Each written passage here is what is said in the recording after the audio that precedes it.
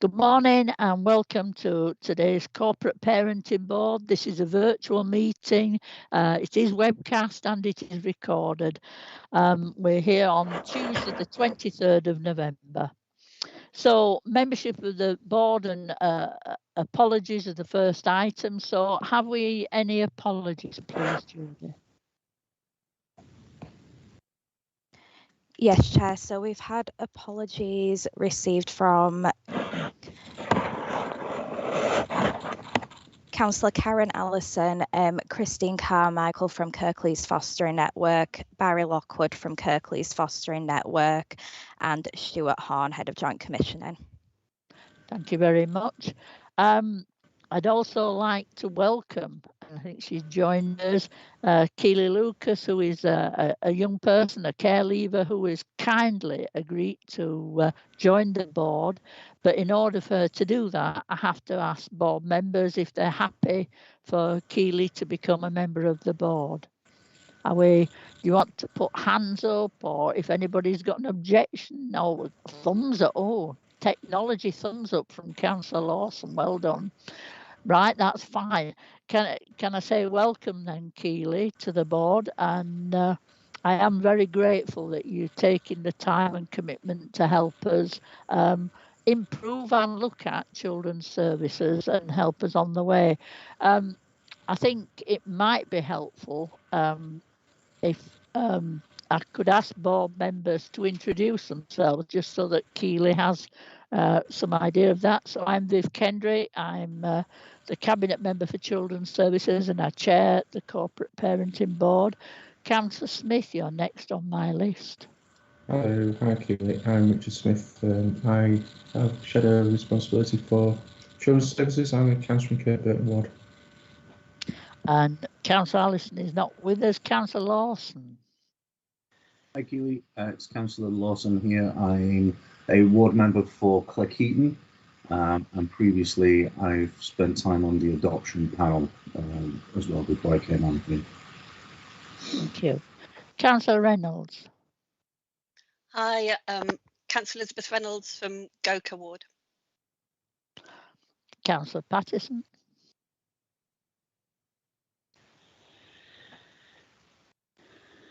You're on mute, Carol. Sorry, thank you. Yes, I'm Councillor Carol Patterson. I'm a Cabinet Member responsible for learning, aspiration and communities, and work with alongside Viv on sort of children's service issues. And I'm also chair of the virtual school body. Colleen. Governing body, sorry. Yeah. Colleen. Hi Keely, welcome aboard. My name's Colleen Kenworthy. I'm a foster carer for Kirklees for the last 14, nearly 15 years. And it's lovely to have a care leaver on, so welcome. Absolutely is. Jill. Hi Keely, I'm Jill Addy. I'm designated nurse for Looked After Children, so I manage the team of nurses that do the health assessments for Looked After Children. Thank you. And Tom. I'm Tom Brailsford, Service Director for Resources Improvement and Partnerships, Keely, and have overview of fostering and residential services, and you're most welcome and lovely to meet you. Elaine. Good morning, Keely. I'm Elaine McShane. I'm the Service Director for Family Support and Child Protection. I think we met, didn't we, at the awards recently. So it's good to see you this morning. Welcome. Sarah. Hi Keely, I'm Sarah Miles, Head of Service for Quality Assurance and Safeguarding, and have oversight of fostering and residential children's homes. And Ophelia. Good morning, Keely. I'm Ophelia Ricks, Head of Corporate Parenting, so I have responsibility for the Looked After Children's Services and the care leavers, so welcome. And Janet Tolley. Hi Keely, I'm Janet Tolley. I'm the virtual school head teacher and it's lovely to have you on board. I don't think Joanne's with us, is she, this morning? I can't see her. No. So also with us is Councillor Marchington. Yeah, Andrew Marchington, one of the councillors for the Goka Ward, and I chair the Children and Young People's Scrutiny Panel for Kirklees Council. And is Dale with us?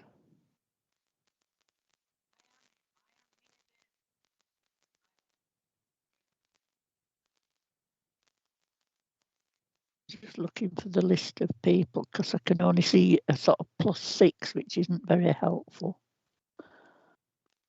Oh, Dale, are you here? Would you like to introduce yourself to Keely?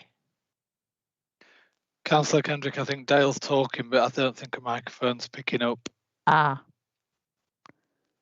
Sorry, Dale. We can't hear you, Dale. Oh dear. Never mind. Okay. Let's move on for now and we'll catch up with Dale afterwards as such. Minutes of the previous meeting, colleagues. You will have had a copy of that. Are there any matters arising that we're not covering today that you want to address or any corrections? Not seeing anybody indicating anything. So may I take it that those are accepted as a true record of the last meeting? We're happy with that? Yep, fine, thank you. Now then, I think Dale has got some, I'll keep talking, going through the agenda while Dale seems to be sorting out some technology. Interest, so if any members have any interest that they need to declare, please use the form within the pack and notify Jodie, please, as soon as you can. Is that any better, Dale? Are you able to?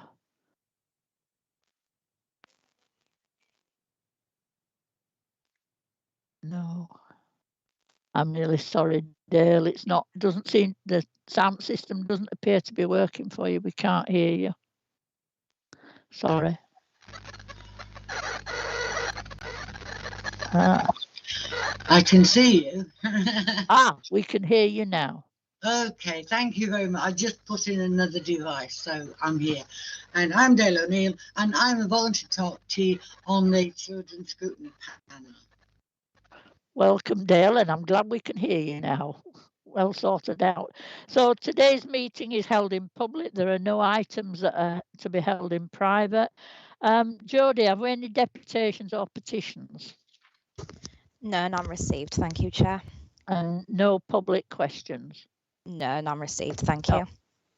Right, so if we could move therefore, colleagues, to item 7, which is the Children's Performance Highlights Report. And Ophelia Ricks is going to help take us through this and probably ably joined by Janet Tolley at some point if necessary. So Ophelia, over to you, please. Okay, thank you, Councillor Kendrick. So, good morning. What I wanted to do was just to give just a brief overview, a summary of the work that we're doing within the Children Looked After and Care Leaver Service. From the last meeting, you'll see that there's been a decrease in the number of looked after children. And that's as a result of the continued positive work that we're doing in relation to ensuring that children are either successfully remain at home with their parents and or with connected carers. So just over the last month, the reduction has been as a result of children who've been placed at home with their parents under placement with parents. So in terms of placement with parents, they're subject to a care order. And what we've been able to do, so that means that we've had joint parental responsibility. And what we've been successful being able to do based on the work and the assessments that have been undertaken, we've been able to successfully discharge 6 care orders, which is really positive. So that means that children have been able to stay successful with their families. But also that means that we've also linked them into universal services in their communities. So that's meant that they're no longer looked after by the local authority. So that's really positive. And we continue to see the number of our special guardianship orders. Again, we've been successful in securing those in court. I know there was a piece of work that I was asked to look at in terms of special guardianship orders, but I've not been able to get that update, but I will hopefully give an update at the next meeting. Just in relation to that, but that's a positive, good news story for us in terms of Kirklees and the work that we're doing. Just in terms of our social workers, we continue to see our children timely. We continue to see that our social workers have positive relationships with our children and young people. We've seen an increase in terms of the pathway plans in relation to our young people. So the pathway plans are where we work with our young people to look at ensuring that their education needs are met, that we're securing appropriate accommodation, we're supporting them in terms of independent living. So they're the areas that our pathway plans cover. So again, we've seen an improvement in relation to that. Just in relation to, so what I'd like to do then is just open up to the board. Any questions in relation to care leavers and our looked after children? Any questions, colleagues? Councillor Marchington. Yeah, thank you. Thank you, Ophelia, for the report, and thank you for the piece of work you're doing on the special guardianship orders. That's appreciated. I was looking at the bit about the changes in social workers. Let me just look at the page it's on.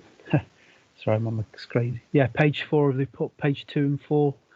So it's really good to see that the average number of changes is reduced, but I'm just wondering if somebody could tell me what are the circumstances where it's perhaps important to change a social worker from a child or a young person's point of view. Yeah, so what we have within children's services, we have 2 services. So our children who are looked after, where initial care proceedings commence, they're open to our assessment intervention teams. So once our the care proceedings are concluded and children then become looked after based on a full care order, then that naturally means that there's a transfer then of social worker, because they're 2 different services. But what we ensure that we do is that we have we ensure that the looked after child social worker, in terms of that service, undertakes a joint work. So we're looking at ensuring that there's positive relationships built with the young person before they actually move over to the looked after team. So for me, that will naturally be one change within that, but we ensure that it's timely and that the social worker has already built a relationship with the young person. And then where we'll naturally find there's another change is where we've got somebody who's left on maternity leave. So that will mean that we've got a change in social worker, or if a social worker leaves. But that's been minimal, and where we know there's somebody leaving, we ensure that a new allocated social worker is introduced to the young person. So that's where we'd naturally find reduction. Sorry, change. Yeah, change. Sorry. That's great. That's fine. Yeah. Thanks for feeling. So it's good to hear those transitions where appropriate, when appropriate, are being managed as smoothly as possible. Thank you. Any other questions or comments people want to make so far? Okay. Are there other parts of the report you wish to highlight, Ophelia? Just in terms of looking at the care leavers, I've got some work to undertake in relation to the timeliness, because I've seen a reduction in relation to the data in relation to our care leavers being seen within an 8-week period.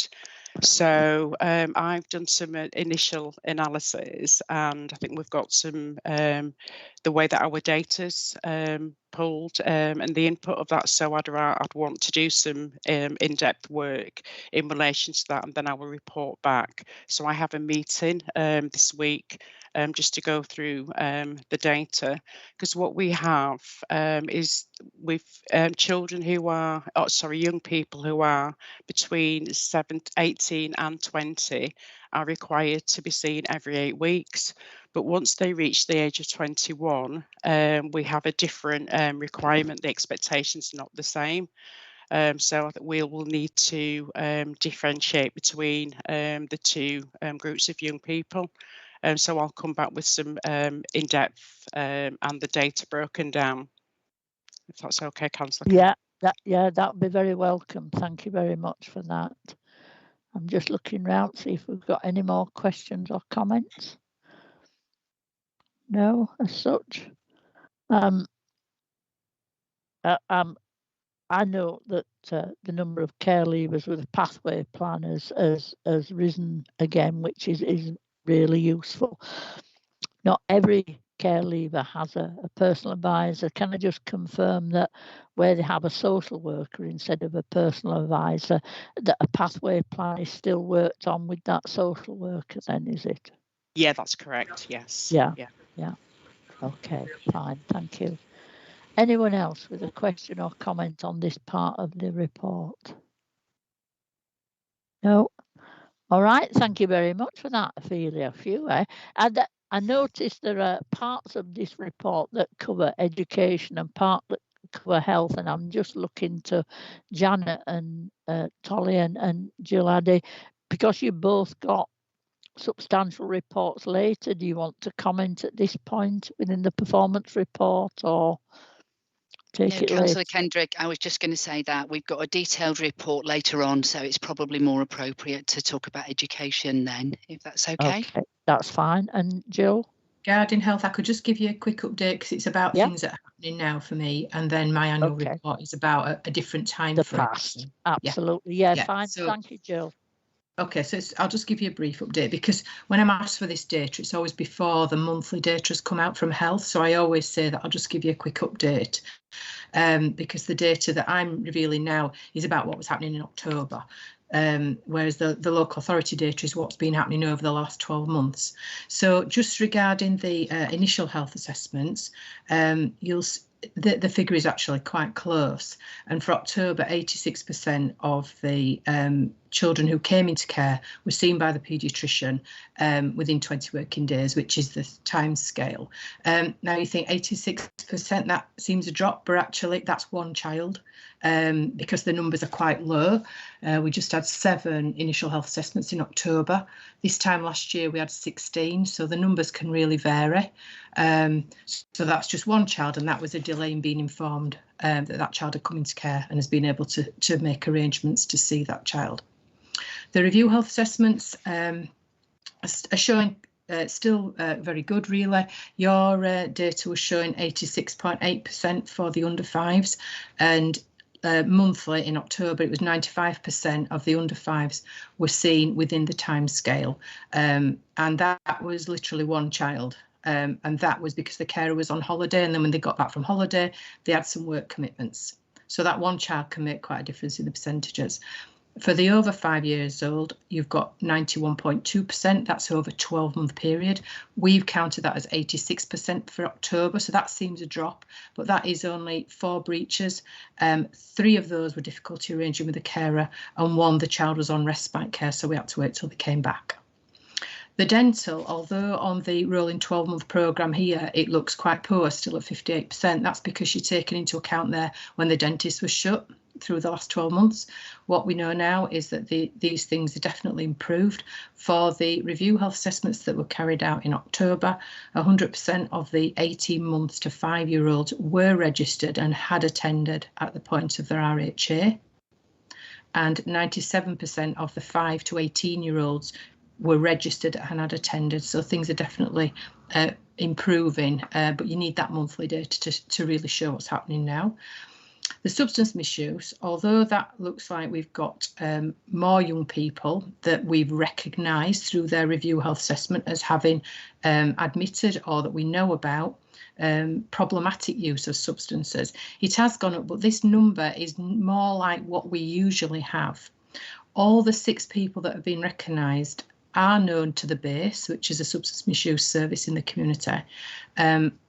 And 5 of them have had interventions offered and delivered, and 1 young person has refused.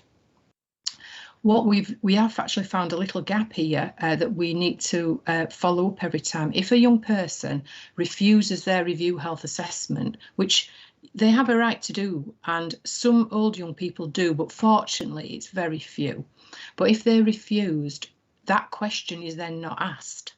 So what we did recognise was there was 1 young person who had refused their review health assessment recently, but we knew that actually they had problematic use. So that was added to last month's figure. So now we've got 6 young people. And that is something that we're now going to, if we get a refusal or doesn't want to engage in the review health assessment, we're going to automatically look a bit further into, do they have a substance misuse, to make sure that this data is as accurate as we can get. There is possibly other ways of capturing that data because this is literally through the review health assessment, and potentially there could be other young people that we don't know about, but this is how we're asked to capture it at the moment. Thank you. That's lovely. Any questions or comments, colleagues?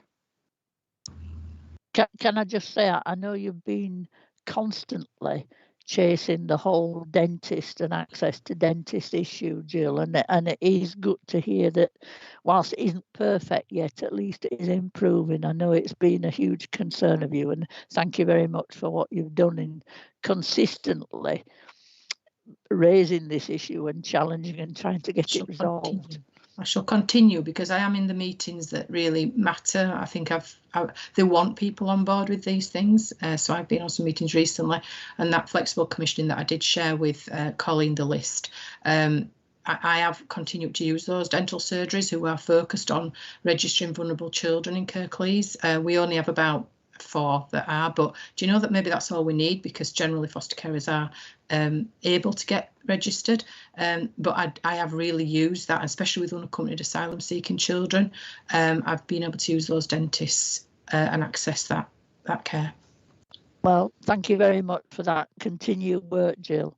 Thank you. No questions or issues? All right, if colleagues are happy to move on, if we can move on then to Colleen's got a question. Oh, sorry, Colleen, I hadn't seen you.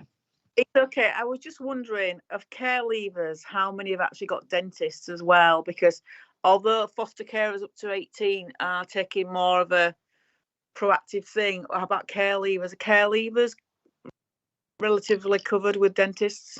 Do we know? I think they will struggle, Colleen, to be honest. That's another of my little gripes, is that we lose track because they don't have review health assessments. So we are relying on personal advisors to raise that with us if they've got an issue, because quite often they will move properties. So that, you know, they will need re-registering where they go, and they haven't got perhaps a carer to do that with them.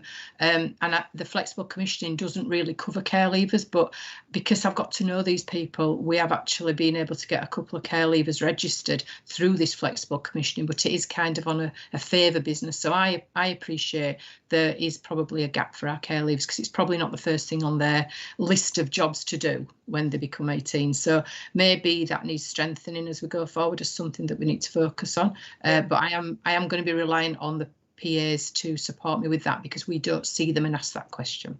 Yeah, especially if they have to pay as well. It's a very expensive thing going to dentists, and kids will, young people will think, oh, I'd rather have my mobile phone. Unfortunately, sometimes it worries me, because your teeth are your foundation, aren't they, for life? So it needs looking into, maybe. Yes.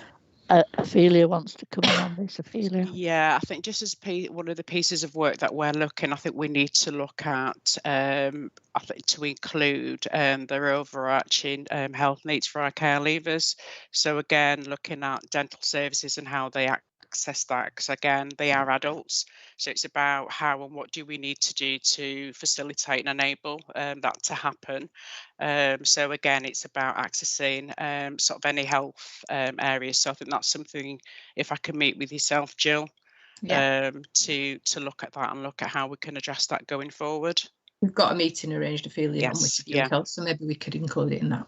Thank you. That seems a positive step. Thank you very much for that. Any other comments? No, I'm not seeing anybody's hand up. So therefore, if we could move on then to item 8, and I've checked the list of attendees, and Ian Mottershaw is with us somewhere. So this is the Youth Justice Service update, and it's a verbal update that Ian's going to give us. Good morning. Morning, everybody.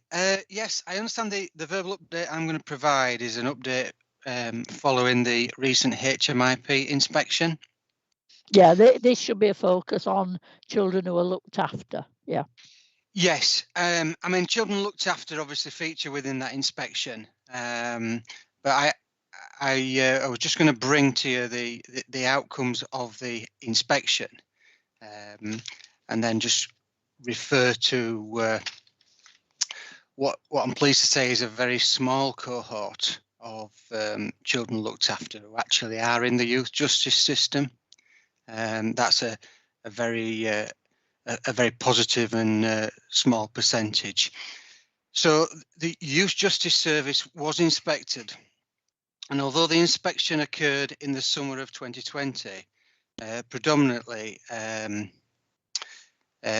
looked at cases from the autumn and winter. Sorry, it was inspected in the summer of 2021, and it looked at predominantly cases that were worked through in the autumn and winter of 2020. Those cases coincided with the transition process, and particularly that elongated lockdown that Kirklees had suffered and had to endure. The HMIP recognised from the examination of the work carried out at the time a need to improve, providing us with a rating of requires improvement. Now, this concurs with our own assessment of the status of the YJS at that time, and was evident in the decisions that we had made that we would make some significant changes to the structure. The HMIP recognised that a restructure had been undertaken, and were reassured that our plans and ambitions were the platform for those positive changes to be made.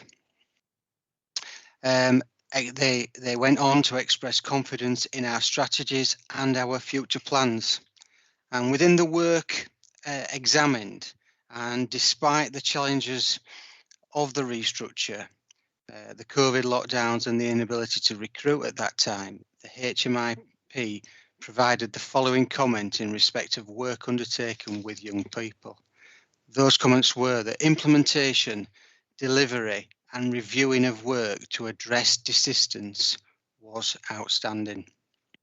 Those words really do resonate with how we place every child at the heart of what we do. We've embarked on a change, having recognised that need. We've invested in clear plans and visions to take that change forward, and those plans and ambitions have been endorsed by the HMIP. Like I said right at the beginning, my brief today was to bring to yourselves an overview of the inspection. But if I can relate that to the fact that obviously children looked after form part of the cohort that Youth Justice Service work with, that relatively modest proportion remains, and it stands at 9% currently of all the cohort of young people in the Youth Justice Service are from children looked after. So that was a very quick overview of the HMIP's inspection, and I'm happy to take any questions around that. Any questions, colleagues, or comments? Doesn't look like it, Ian. Oh, Colleen. Oh, Colleen. As usual. Yeah, the numbers. I always ask this question: is it where if you split it between different fostering, like if it in-house fostering, is it SGOs, is it care homes, where the percentages are, just so that we can target if there's any more work needed to be done with foster carers, or maybe I know you have a lot of restorative circles, don't you, in children's homes now, which helps to alleviate the pressures in the youth justice system. Yeah, the number is purely by the definition of children looked after. So it doesn't break down into different areas.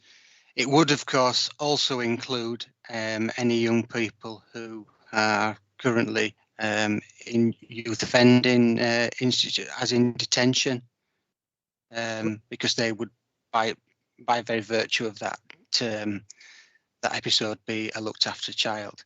I don't have a breakdown to offer you. If that's something you would like, I can see if I can endeavour to get that for you, but I'm afraid I don't have that now. Right, okay. That's something I think for the other board members to decide whether that's something they want to look into. Thank you. I think it would be of interest. Elizabeth. Just a quick question. The 9%, is that a rise or a fall from the previous set of data? Where's the trend?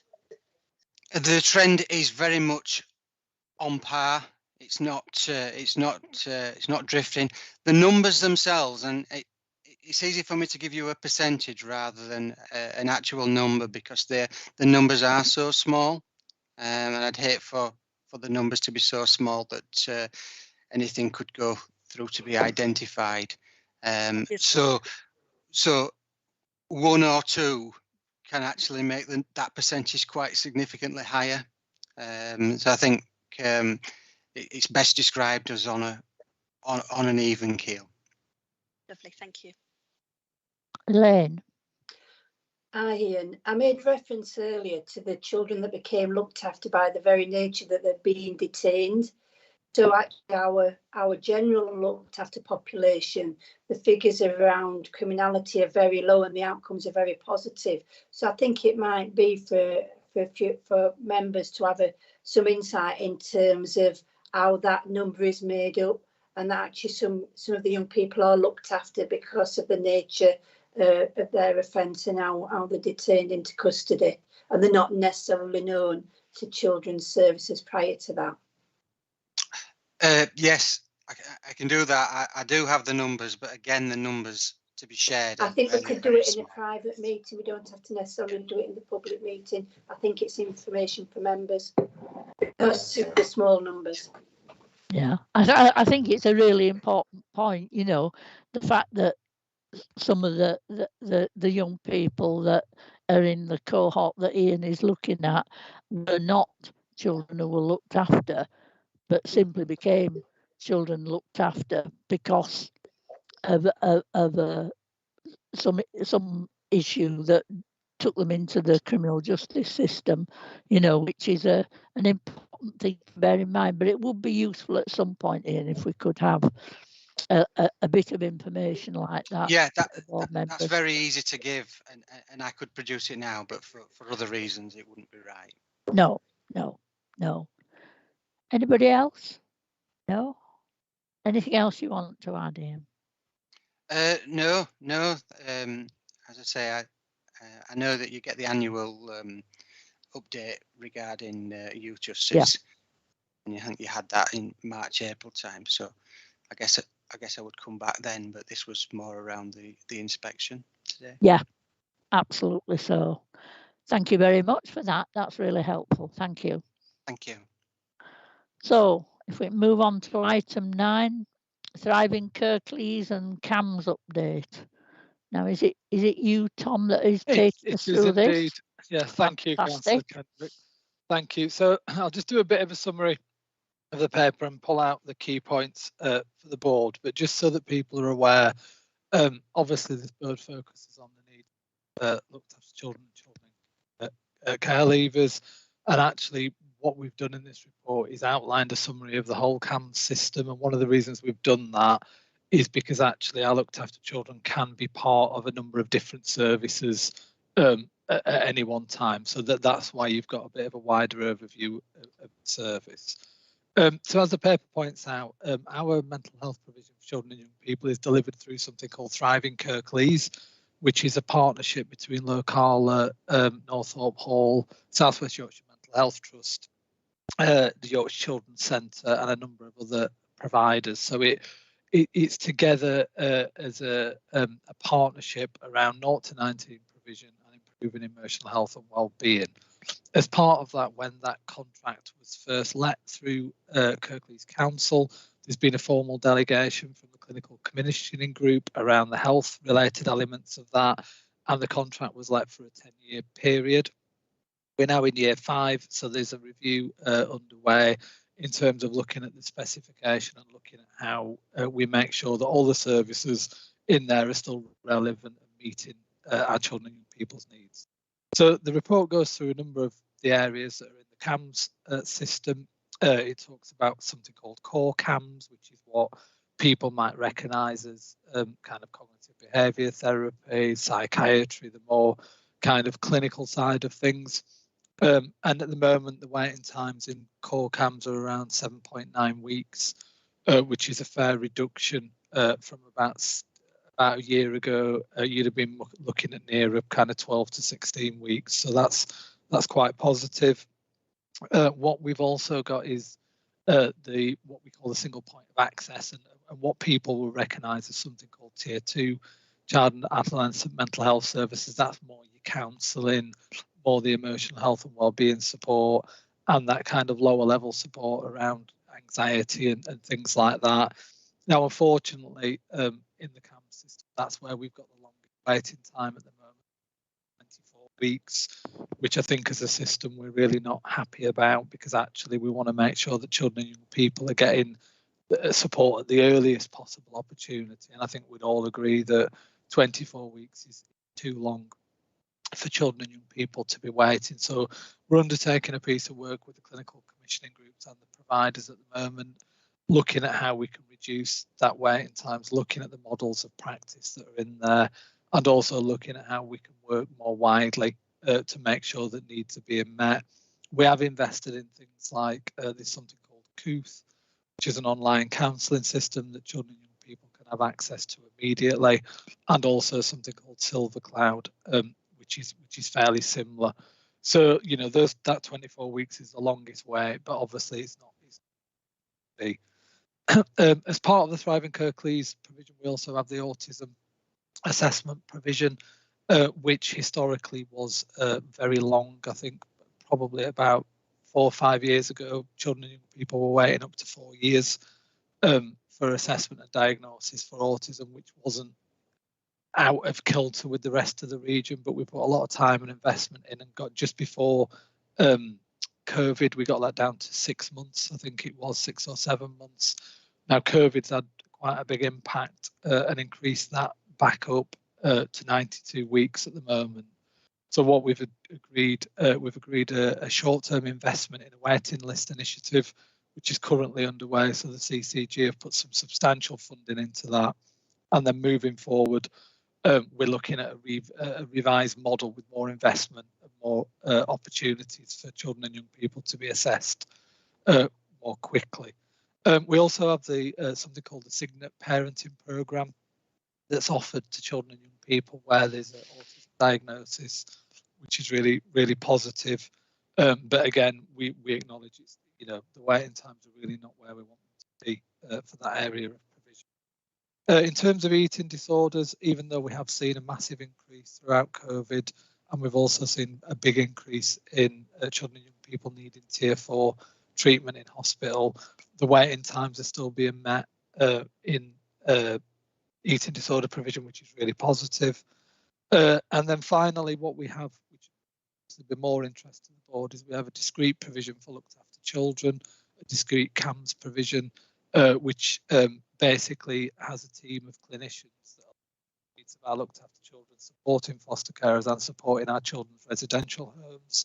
At the moment, waiting times are around 5 weeks for that, which is longer than the 28-day target that we've had. But again, COVID has had an impact on that in terms of people's ability to deliver, but also in terms of recruitment.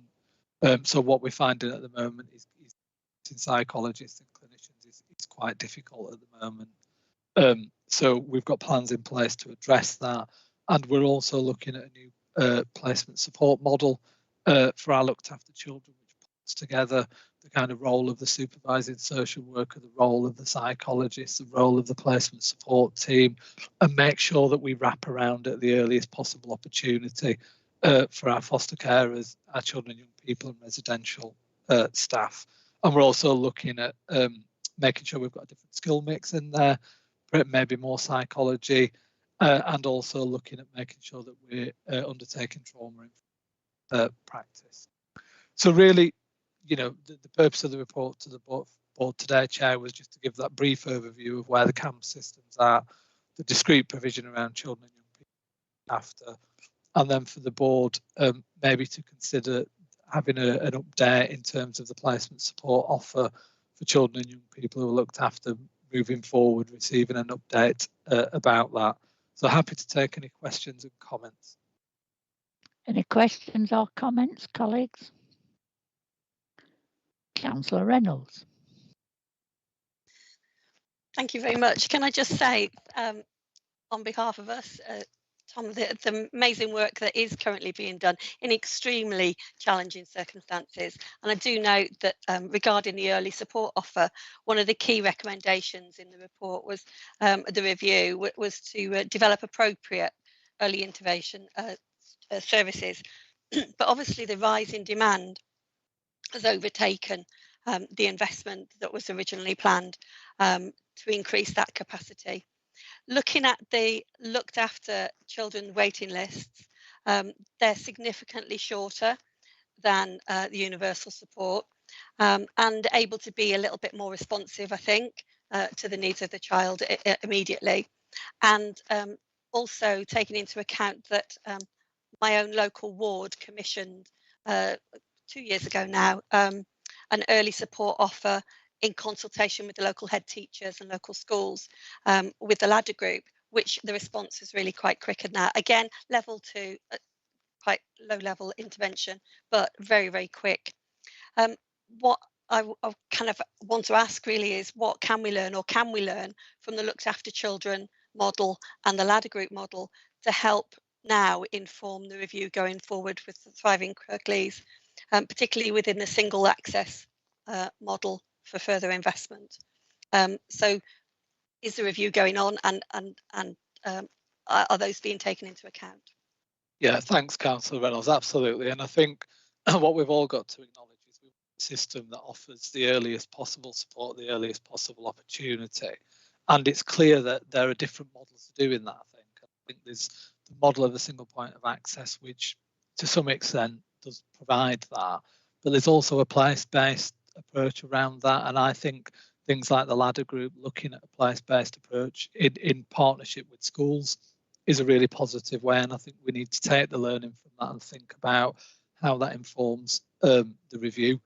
I think we have to think about particularly taking the model from the children provision, although it is smaller numbers than the general population, having that discrete provision and quick access and consultation actually is a really important part. And I know particularly in the education system, the ability to consult on a child or family needs is really appreciated. And I know that we have something locally, which was a national programme called the Mental Health Support in Schools initiative. Now, I think it's really interesting because that was quite a fixed model nationally. You had to do it a certain way. We did it slightly differently. But I think there is sometimes a lack of flexibility in that model. So I think moving forward, it would be really interesting to look at models like the ladder or the models like we've got for our looked after children and see how that can be, the learning from that could influence the work schools moving forward. So yeah. Yeah, I think we all sort of agree that it's a sound investment for early help, because obviously long term it's going to cost less anyway if you're looking at it from an accounting point of view. But also I'm heartened to hear that you're kind of involved with the stakeholders, being the schools and the local communities. And that's quite heartening. So thank you very much. And anything we can do to support that review and moving forward, that would be, yeah, we're here. Absolutely, Councillor Reynolds. Thanks ever so much. Thank you. Yeah, and certainly we all know that efficient and effective early interventions potentially can stop family breakdown and children becoming looked after. So it's a wise investment all round. Councillor Lawson. Thank you, and thanks, Tom, for bringing the report. It's good to hear about what's going on with CAMS and that things are improving. The waiting times are obviously still very, very long in terms of, from the child's viewpoint. They experience time in a very different way to people like me, who time accelerates at no rate. But what I would say is, you mentioned recruitment issues, though, recruitment and retention issues. Now, with the backdrop of the COVID Great Resignation, what an effect is that really having? Because at Personnel Committee the other day, we were talking about these issues, and we are facing a dwindling pool of talent in certain areas, and I'm guessing that ours is one of those areas. And of course, that's not just our council; it's every council seems to be facing these issues. So, could you just unpack that a little bit for me and just see what strategies we've got over the next year, 2 years, 3 years? What kind of strategy we're going to use on that? Thank you. Yeah, absolutely. And I think in the report, the recruitment and retention comments are particularly in relation to clinicians. So you'll find across the health, in other words, the psychologists and psychiatrists, and you'll find across the health system at the moment that there is a real problem with recruiting health professionals across the board, whether that's occupational therapists, whether that's maternity staff, whether that's clinical staff. And I think some of it is about people taking life chances and opportunities following COVID. Some of it's about the flexibility. So obviously people now who live in Yorkshire can work flexibly in London and vice versa because of the mixed hybrid working. And I think some of it's about making sure that we're investing in those kind of long-term careers for people. So I think part of the issue, Councillor Lawson, for us has got to be making ourselves the most attractive place to work, making sure that we've got really good flexible working policies, making sure that we have a pay grade locally that matches regionally and nationally as well, and also making sure that people feel like there's career progression there.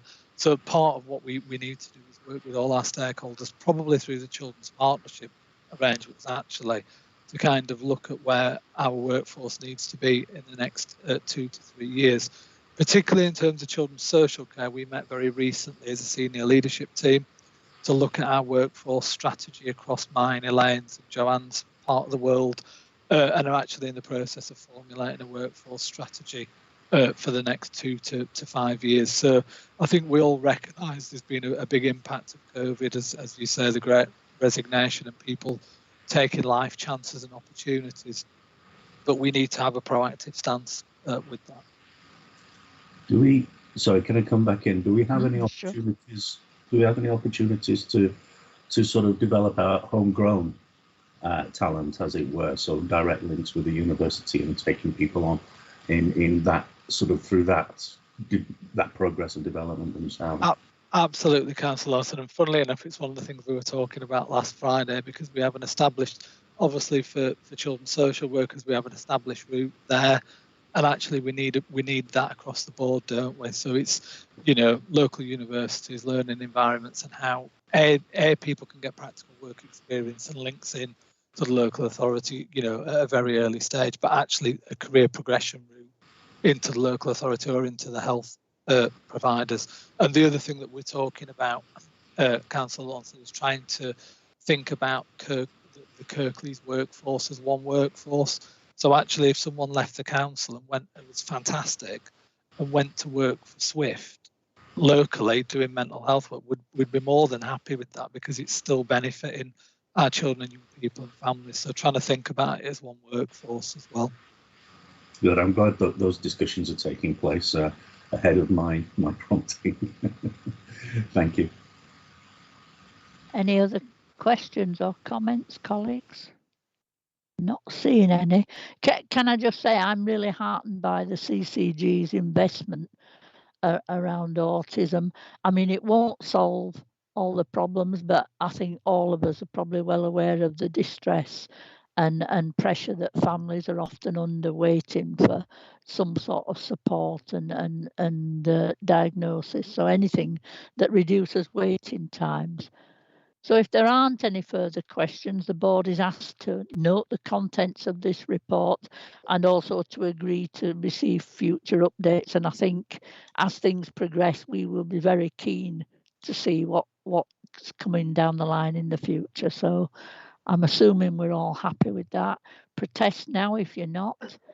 I'm seeing no protest. I think Ophelia wants to comment. Oh, I'm sorry, Ophelia, I can't see that, but Ophelia, you're very welcome.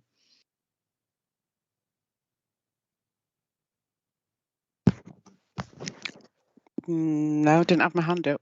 So is that an old hand? I didn't see your hand up at all. Well, it might be my screen then, Councillor Kendrick, or I'm seeing things. Okay, no worries. So we'll move on then, please, to the next item, which is item 10, which is the annual fostering report. And I understand that is it Sarah is going to take us through this? Is it Sarah and Tom as a we're going to do it. We're going to do approach? We're going to take a bit of a dual approach. I think Sarah will take us through the main points, and then I'll chip in. So this is along. Yeah. So colleagues, this is pages 27 to 48 in your pack. So over to you, Sarah. And I'll just and sorry to interrupt. Sorry, I'll just remind board members as well that at the last corporate parenting board we had this at the informal session, and we took some feedback on the report, so that's why it's coming back to the formal session.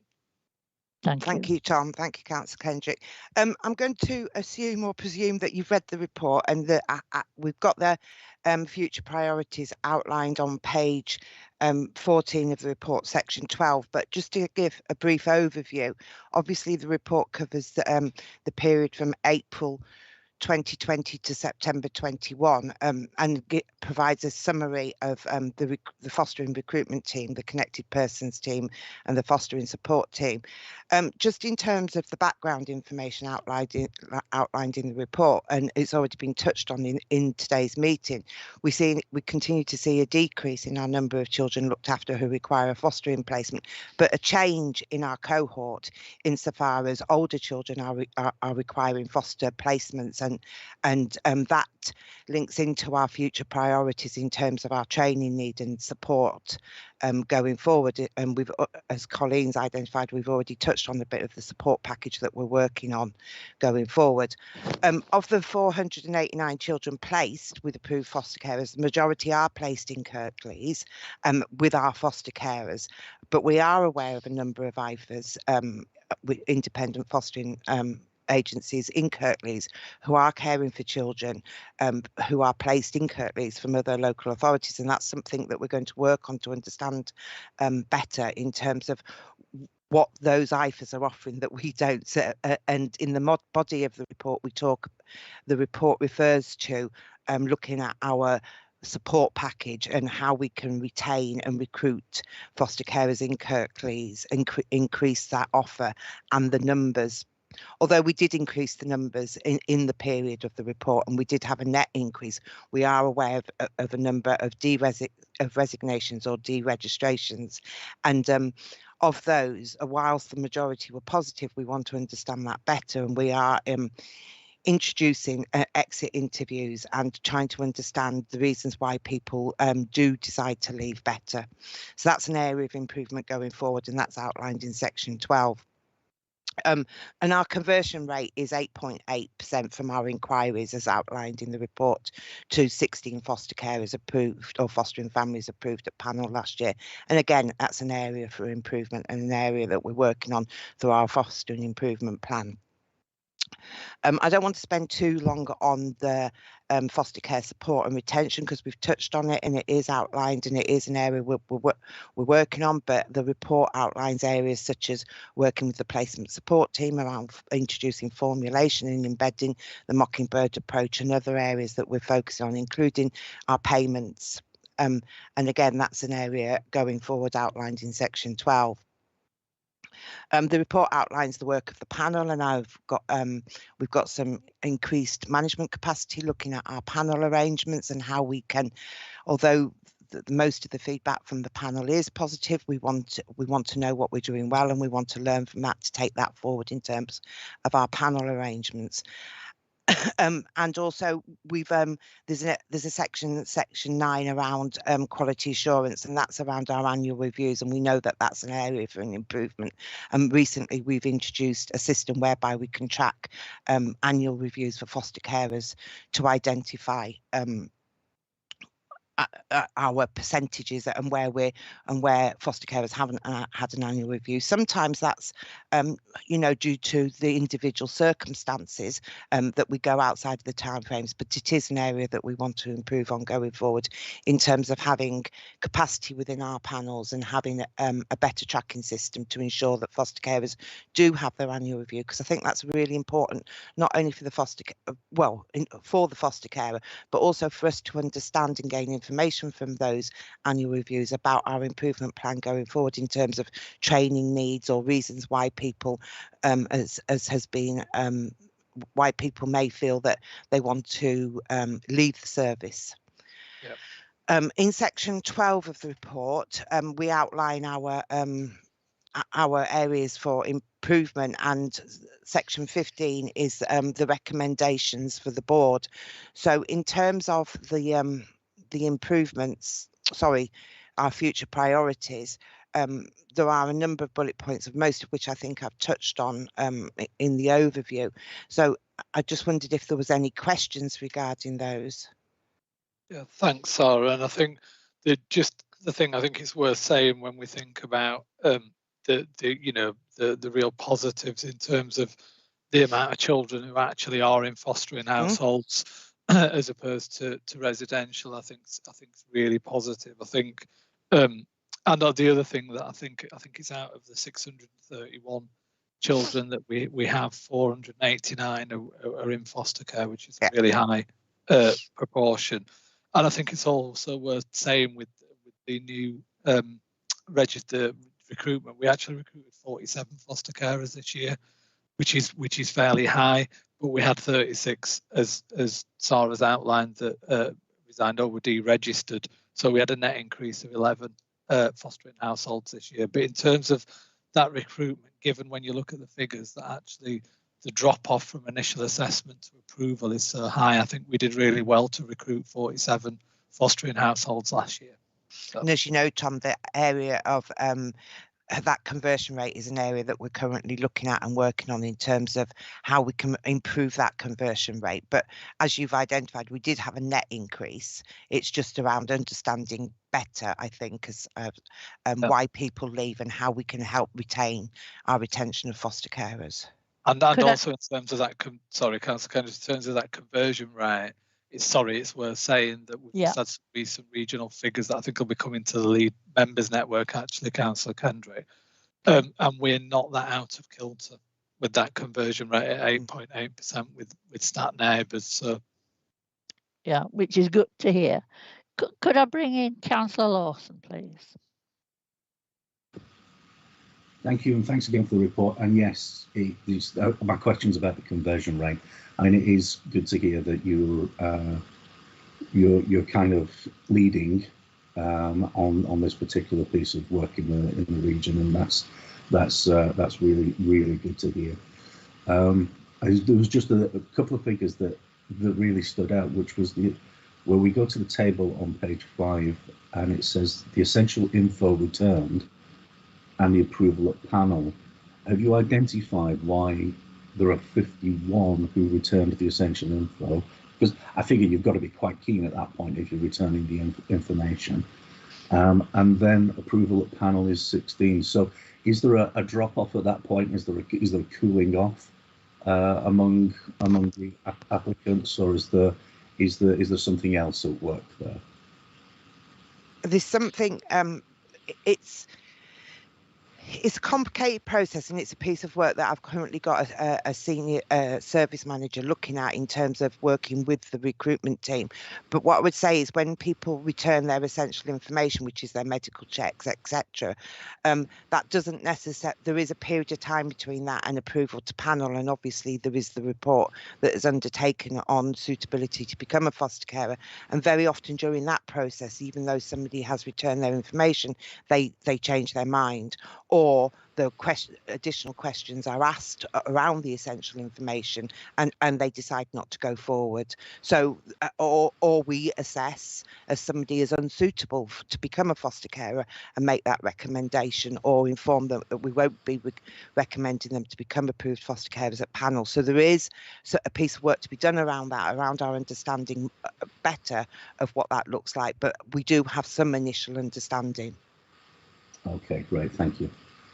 I think it would be welcome at some point, Sarah, if, you know, the board could see some sort of outline figures as to how that pans out. Anybody else with a question or a comment before I indulge in my own? No, I'm not seeing anybody. The recommendation, the last bullet point, to continue work to improve and enhance the offer for foster carers agreeing to special guardianship orders, I'm really glad to see.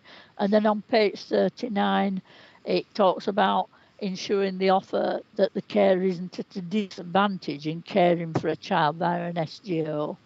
I mean, we have to be very grateful to our connected carers and the people who've taken on special guardianship orders, because it means children stay with family members or close family friends, and it has to be a better outcome for young people. But I suppose the bit for me is the allowances that connected persons get, or people with special guardianship orders.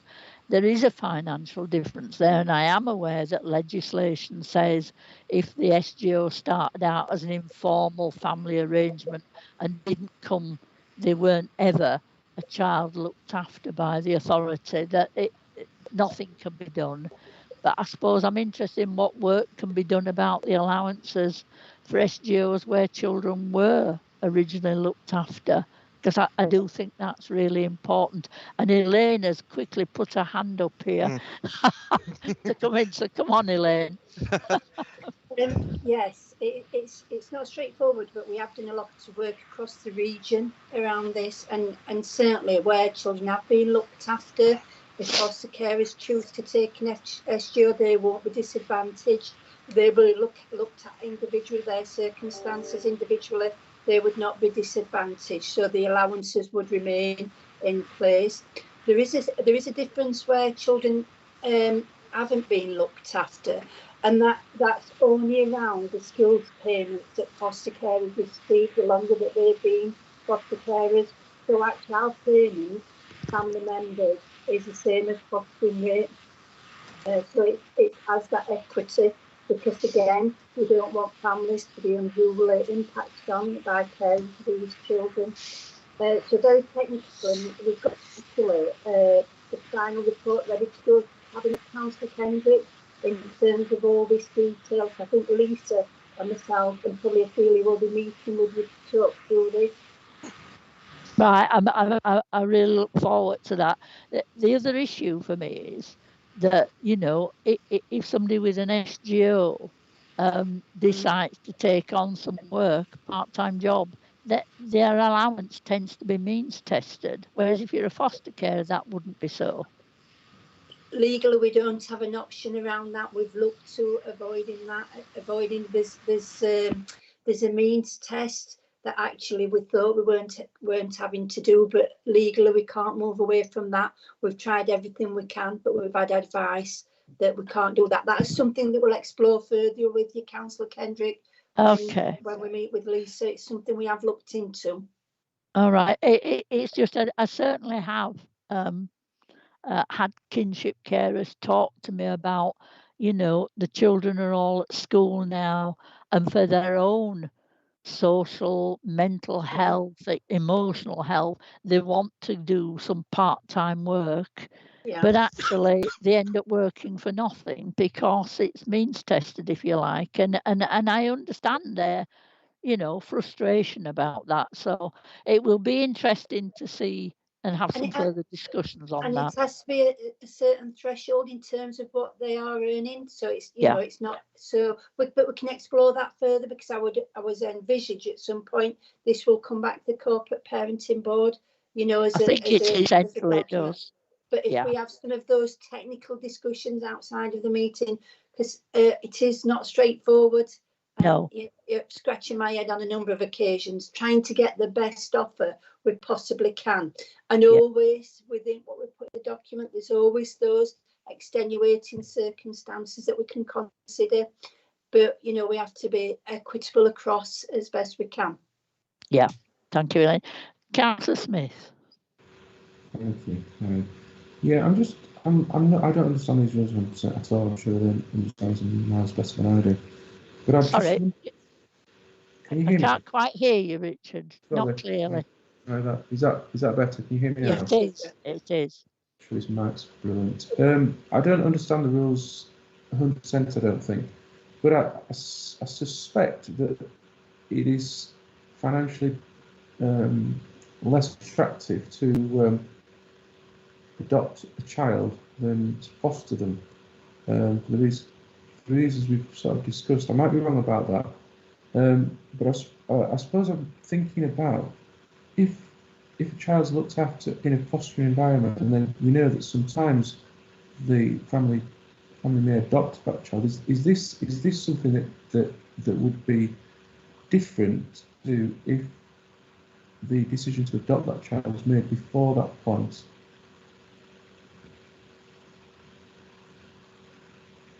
Elaine, are you coming back on that? Yeah, please. Yeah, so adoption is very different to special guardianship allowance. That is a different type of permanency. SGO is the next closest thing to adoption, but actually in certain circumstances where children have been in foster care for a period of time and the foster carers choose to adopt, again, we'll look at the financial package in terms of ongoing support. So that is something that's considered as part of that. I've just agreed one very recently, and it's probably something we could explore a little bit further outside in another informal meeting to give you that level of understanding around the decisions that are taken. And it's different if you're having one sibling, two sibling, a sibling group, additional needs. There's all different factors to take into account. So that's an whole meeting in itself, actually. Okay, but I do think we need to explore this further. Colleen, you want to come in? Yeah, just regarding skills levels and allowance, things like that. We are looking at it now, and I know that we are because Tom and everyone else is looking at it. But just to say that in the last 8 years, the only increase we had was last year, and it was 1.01% pay increase over the last 8 years in skills levels if you didn't move up a level. So that's kind of, and same with the boarding out allowance and the continuous service allowance. It was never really increased as such, so it's kind of stayed the same for quite a time. And I do know that we did have the percentage increase put in. I think it was last year, was it, Tom? But previously that it was mentioned, nothing ever got kind of done about it because managers kept moving and leaving and things like that. And so it's nice to see that we're actually looking into that now and pull it into the authorities, and hopefully staying put will be just as brilliantly, and we can keep a CSA while we're doing it as well. Ophelia, if you can look into that, that would be great. Absolutely, and I think it's really interesting, Colleen, isn't it? Because when we compare across the region at different skill level payments, we are quite a lot better than other areas. But then at some, I think it's skill level 4 where there's some. So we really do need to look at it across the board, don't we, to make sure and things. Exactly, and things like how the other kind of benefits are there, aren't they? Like the 4 weeks paid annual leave. A lot of other areas don't give, do they? And so it's trying to look at that package overall. But actually, when we're talking about the other point in the report that Sarah alluded to, as you well know, that children into care, the profile's changing, so it's older children with more complex needs. So actually, that skill payment and that training is even more important, isn't it, with our current cohort of looked after children? So yeah, absolutely. Yeah, so good to see that you're looking at it. It's brilliant. Do something about it then. Okay, thank you. Thank you, Colleen. I'm not seeing anybody else raising their hand, so can I thank Sarah and Tom for presenting that report.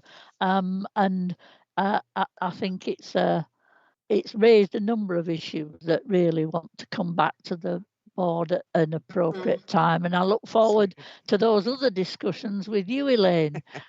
Can't wait. And neither can I, Councillor Kendall. My cup runneth over. But not as much as mine. I don't know quite what you're implying there, but there we are. Can we move on to item 11, please? The Kirklees Looked After Children Annual Health Report, and ask Jill Addy if she'll take us through some highlights and key issues from this. Over to you, Jill. Thank you, and good morning to everybody. This annual report, it's 25 pages long, so I'm going to literally give you the executive summary, a few key points, some of the bits of data, but also perhaps equally importantly is an overview of the 2 audits that we did during that period and just before, to just highlight just what's actually happening and outcomes from that. So what a strange year it was. The time frame was actually just as the COVID pandemic started. So the time frame for this report is the 1st of April 19 to the 31st of March 2020. It was to alter the provision and practice that we usually deliver. It was like being just thrown up in the air, something that I've been delivering for 7 years and perfecting. It was just all in the air and we didn't know where we were with it. So in the introduction of this annual report, you'll get an overview of the significant changes that were necessary in the first 6 months, followed by the reforming of the service in the second half of the year. We normally stick to our key performance indicators really well, and as you know from when I report, they're always really good, but we had to make some real significant changes during the pandemic. So it was quite hard to achieve those KPIs, but the initial health assessments, those are as children come into care within the first 20 working days, they remained excellent at an average of 98% in timescales. The clinics closed up at Acre Mills where these take place, so they were done virtually by telephone throughout the year, with some face-to-face appointments available in a hospital setting at Calderdale if that was necessary. Almost all review health assessments, that's the ones completed by specialist nurses and qualified nurses, and they follow on from the initial health assessment while a child's in care. They were completed virtually or face-to-face in the month they were due throughout the imposed COVID-19 working restrictions. The only exception was April 20. That's when the COVID pandemic struck. That is when frontline nurses were redeployed, including my team. But what we had to do was an initial aspect that we immediately set to was a scoping exercise to look at all the health records of our looked after children. And I think there's about 650 at the time. We were identifying children who should be shielding or vulnerable. And we were working on this with the local authority and the CCG. Once we'd done that and highlighted and shared this information and information came from GPs, etc., we could then settle back into what was our core work that we could deliver under these circumstances. So from May until September, October, all our health assessments were done. Nobody missed out. The ones that were due in April, all carers were phoned. We had a look at all the health records individually. We saw which children were actually just using universal services and there were no real health needs, but all contacts with carers were made. Any children that did have health needs, a virtual health assessment was done on a level of either a general level or a much more in-depth level. Using PPE, we could go out and do visits if necessary. There was 151 enforced breaches of exact timescales, An exact timescale means that if it was a child over 5 and they had their assessment done on, say, the 15th of June 2019, it will be due by the 15th of June 2020. That's an example. Children under 5, it's every 6 months. But in 151 cases, there was a breach of that exact timescale, but only by a few days, nothing major. The performance improved to near pre-pandemic levels in Q4 as the 0 to 19 practitioners returned to their substantive posts following the redeployment and face-to-face assessments resumed. Our team is quite small. It's 2.6 whole-time equivalent nurses and myself, and we rely on the 0 to 19 practitioners in Locala to help us with about 40% of our review health assessments. So for them to be redeployed was massive for us. So the only way we could do these assessments were virtually by telephone. Although if we felt that a child needed seeing, like I said, we did go out doing with the PPE to see that child. The restricted working of dental surgeries during the pandemic affected the registration of children new into care and those who moved placement mostly. Those that were already registered, they just stayed registered. Attendance at routine checks fell to 24% at one point for children under 5 years old, but this has steadily improved. And from the data that I've just shown you, things are relatively good now. Liaison with the emotional wellbeing team, the sexual health and substance misuse outreach continued, reinforcing that collaborative working model. But their face-to-face services were also restricted at that time. The strength and difficulties questionnaires continue to provide an alert about children who may be struggling with their emotional health, and a carer and young person version were distributed during that time frame. And these results suggested, and it was interesting, that the carers' results of how they felt that child was struggling increased, and also the children who filled in their own SDQ also mirrored that to show that they were also feeling that their emotions were struggling during that time, which I think was a really valuable insight. The ages and stages questionnaires. So this is for children and babies under the age of 4. So those that are not eligible to have an SDQ, a strength and difficulties questionnaire, they continue to be given out. And that dovetailed into the SDQ process, and any concerns, our health visitor analyses those returns and will discuss with the social worker. That is an outline just of the executive summary. Obviously, all what's in the annual report will give you more information on each of those things. Just a few just key points, just to let you know sort of the numbers that we were talking about here. During that time frame, that 12 months, there was 224 initial health assessments completed, including 5 for other authorities. And the average was 98%, like I said, in timescales. And there were 62 pre-adoption medicals also carried out. So these IHAs are carried out by the paediatricians based in CHFT, that's the Caldwell and Huddersfield Foundation Trust, but they work with us and my team to carry out these assessments. We also did 756 review health assessments. That's an increase of 59 on the previous year. And obviously the COVID working restrictions did have its effect and had those breaches in some timescales. 49 ages and stages questionnaires were completed for the under 4-year-olds, which is what I've just explained. There was 3 very high scores and 4 high scores. These suggest like a potential issue, and this resulted in our health visitor talking to the relevant social worker.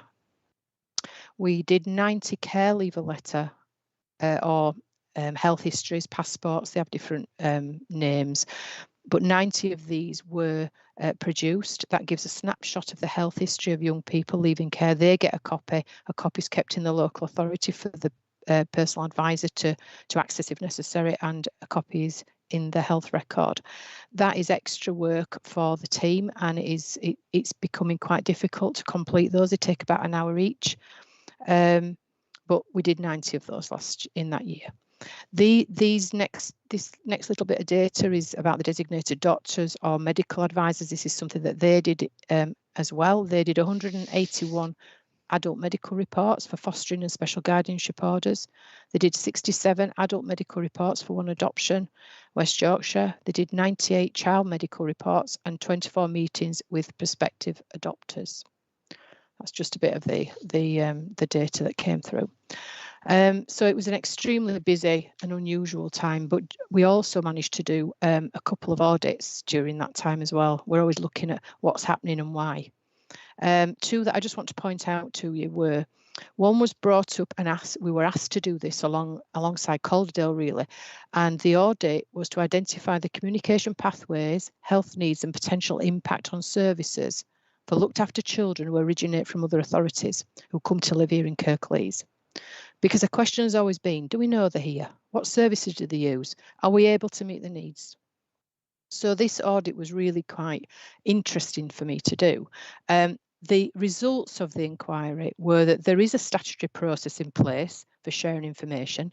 So what happens is, say a child comes from, they originate in London and they come to live in Kirklees. Is there a process where London tell Kirklees they're here? And then what happens? Well, from the audit, and other people local authority may well know anyway, there is a process that happens. It may not be perfect, because what we found during the audit was that, yes, say for example, London may tell Kirklees there's a child living here, but what they might not do is put enough information on that notification. That caused a delay. And what was happening was the local authority were maybe holding that until they got the information that they wanted to be able to share it with health and the police and other people, for example. Since we did this audit, we've now got an agreement that they notify, for example, me straight away. So when Kirklees get a notification, I'm told straight away.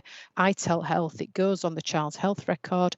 And then when they get all the information that they do need, they then pass that on to us. So that delay is now minimal. We also wanted to know, you know, are we producing the services that they need? Are they accessing the services? And what we found was that so long as the child was willing to engage, which obviously is another aspect, the evidence suggested that services were available here in Kirklees for those young people and children, and that joint working was evident, and we were invited to quite a lot of strategy meetings. This mainly involved children who had moved in with significant risk and vulnerability. And those are the ones that I'm targeting now to try and attend their strategy meetings. They're the ones that tend to use our A&E and CAMS services the most. What we found was that the GP surgery was probably the most obvious place that people did use.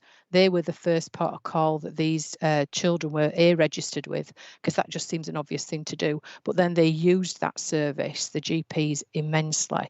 The 20 children that I pulled out later to do a bit more in-depth audit on, there was 336 attendance, not attendances, sorry, 336 interventions on those 20 children's health records.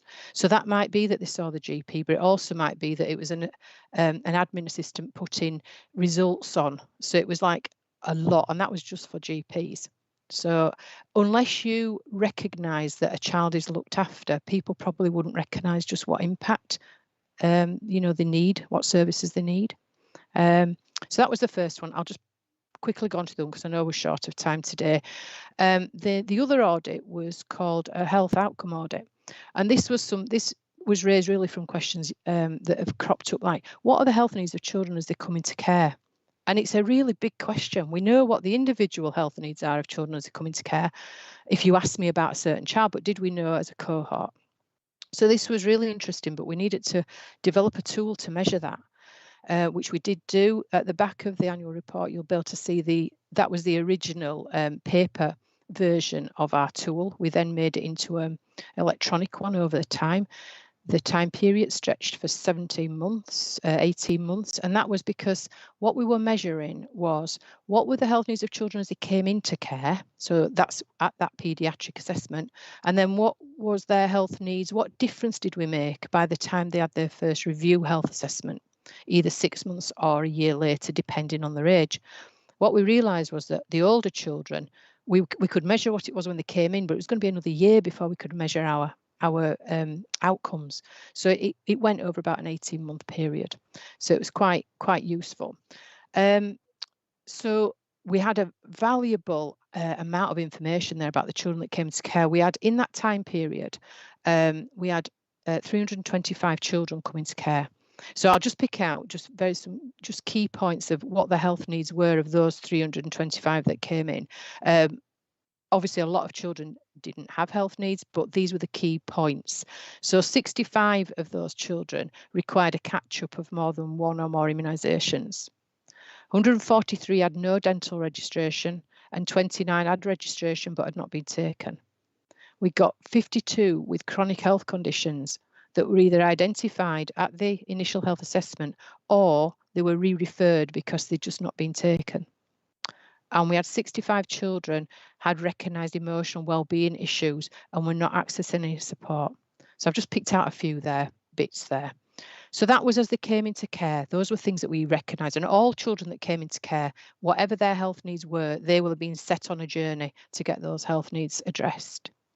But then what we did was we tried to pick out the children then who went on to have a review health assessment. The cohort was 86 for this, so a lot of children went back out of care before they had their review health assessment.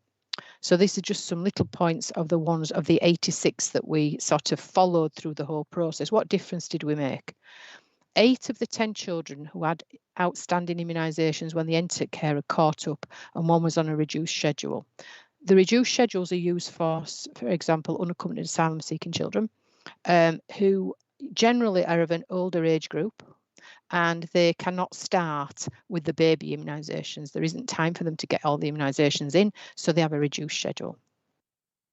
All children engaged or re-engaged with dental services, and there was 100% improvement for those over 5 years old.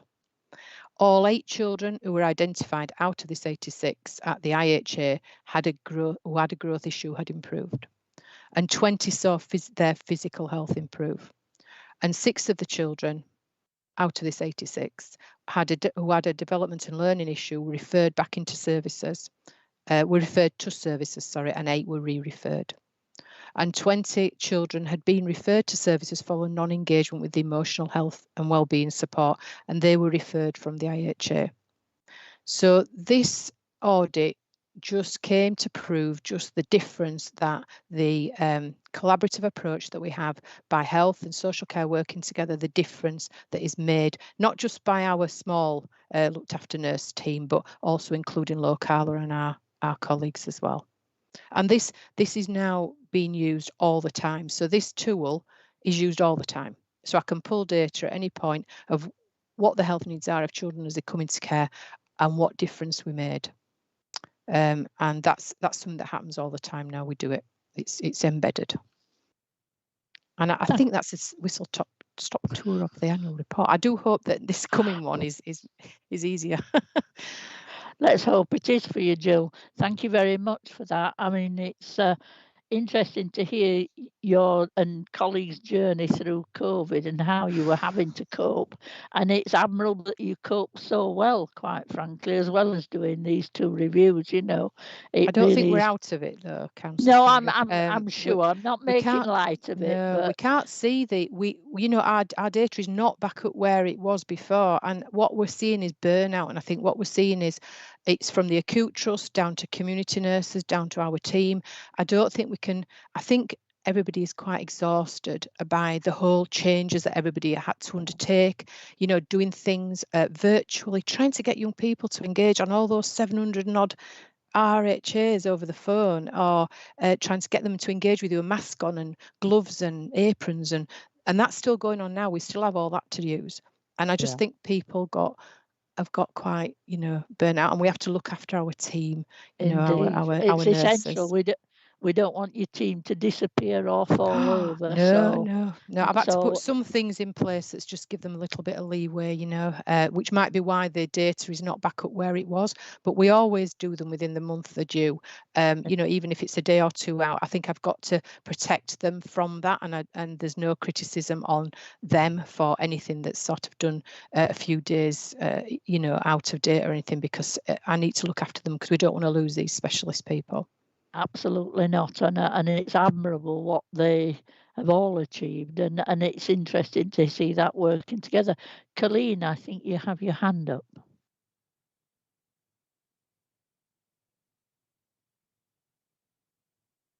Colleen? I think it might be a legacy hand, Councillor. might it? I didn't know whether it was she was speaking and she was muted as such. Anybody got any comments or questions for Jill, who's given us such a detailed rush through life under COVID and continuing?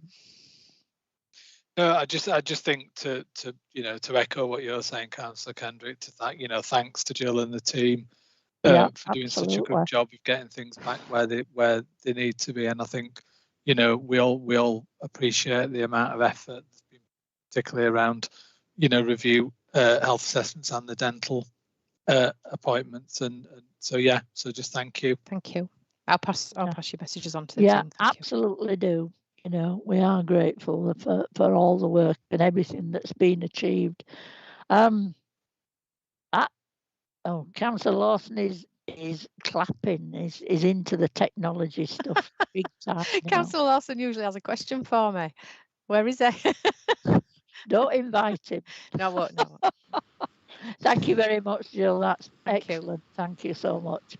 Can we move on to item 12, please, which is the Virtual School Head Teacher Report 2020 to 2021. Janet, do you want to just introduce this, please? Absolutely. Hi, good morning, everybody. Janet, sorry, just a second before you do. Viv, is it possible to actually take 12 and 13 together? And if I could sort of just come in briefly before Janet does, only because there isn't really a virtual school governing body update. So, and I think that puts a bit of context around Janet's head teacher's report. Absolutely. I was aware that there hadn't been another meeting, so there couldn't be an update. But yes, that's absolutely fine. So we are covering 12 and 13 together, colleagues. So you'll be pleased about that. Right, Janet. Okay, so Carol. Sorry. Carol. No, go on. Can I just say, first off, sorry, Janet. That unfortunately the governing body didn't meet. So what I wanted to say before Janet starts is that we haven't had the opportunity to have a look in the bot. Like we've obviously seen it, but we haven't had an opportunity to discuss it as a governing body. And we will be looking at it again on the 15th of December, which is our next governing body meeting. So there's no problem with the report or anything else like that. I'm not putting any caveat. Well, the only caveat is to say that the governing body hasn't actually had a look at it. I'm very sorry that the governing body wasn't. It did meet, but it wasn't quorate. Unfortunately, I think only 4 governors actually were there. Other staff were, and the quorum is 5. Quorum is 5. So we were in quorum, and as a result, we didn't hold the meeting.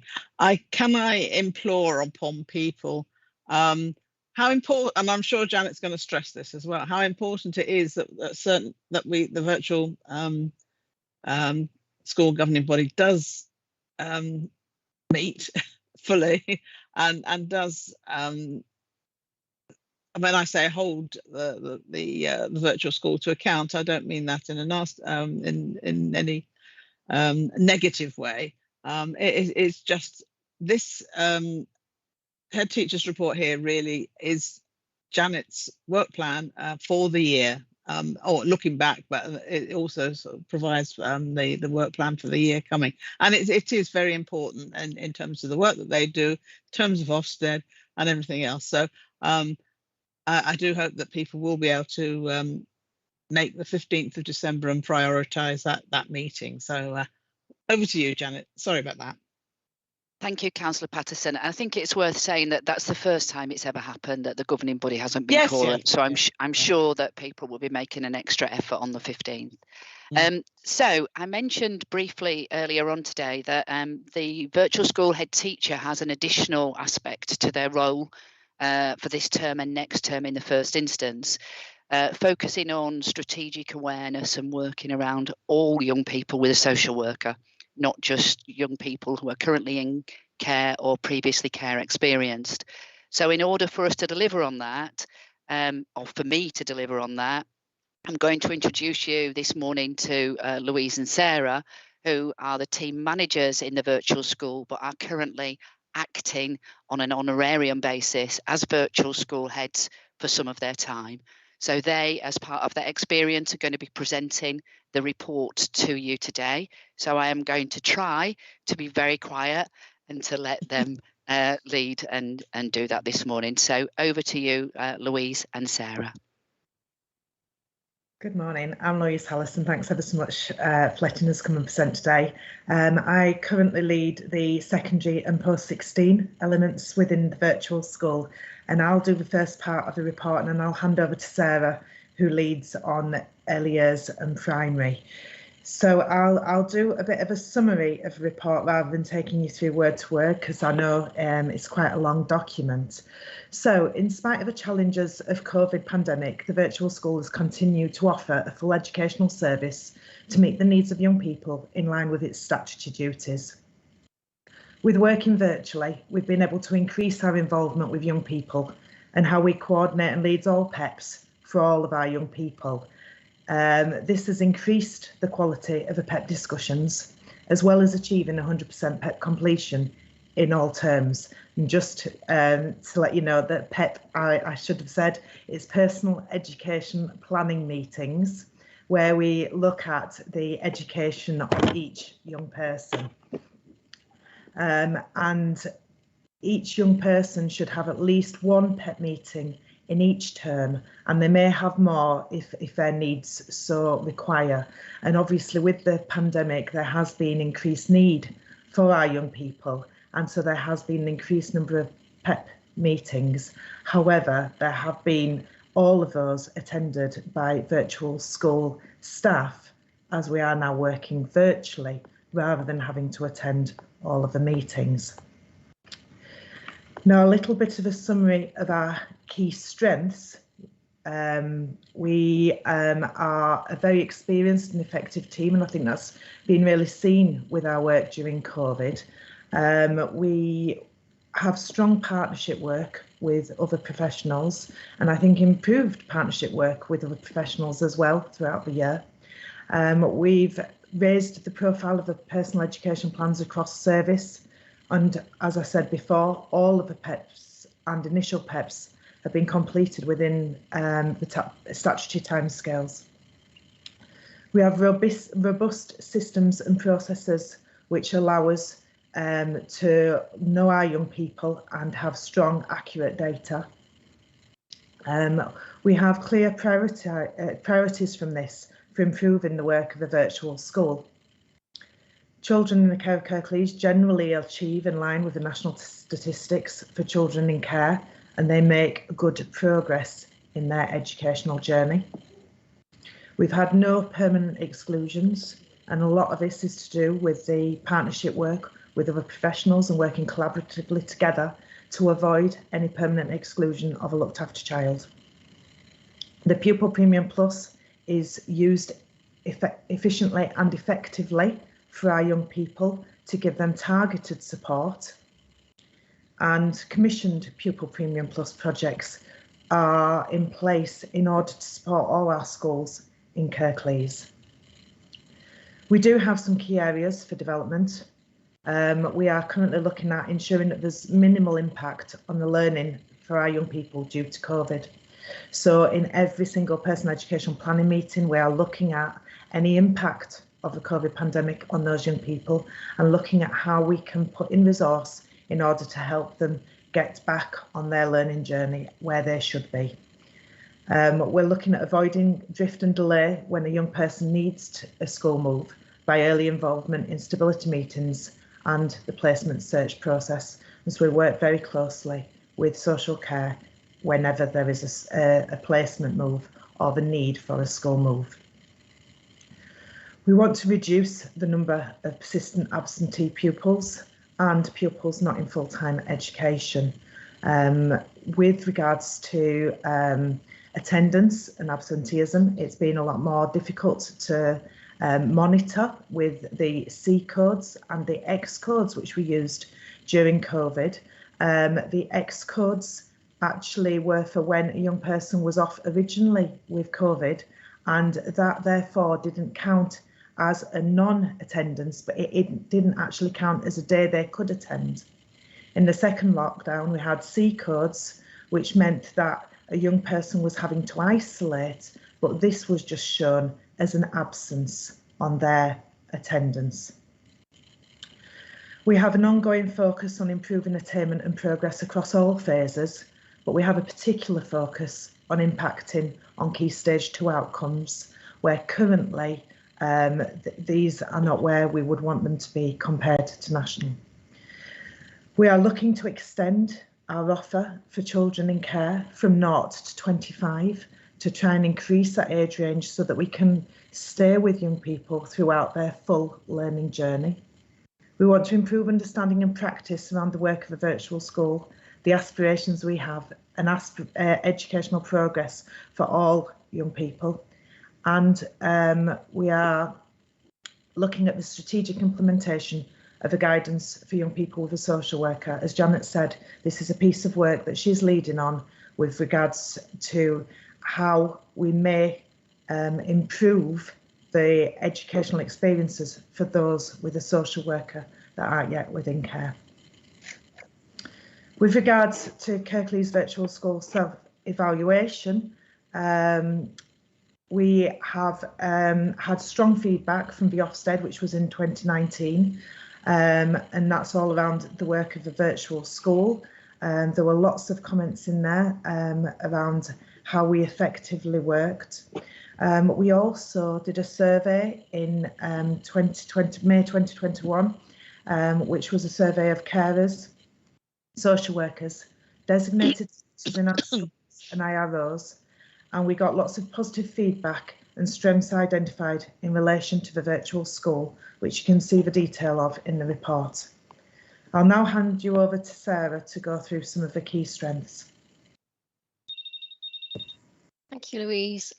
So good morning, everyone. As Louise said, I'm Sarah Hyans, and I am the Early Years and Primary Lead for Kirklees Virtual School, acting up as part of the honorarium process in terms of Virtual School Head. So okay. So in terms of building on some of the key strengths that Louise has already shared with you,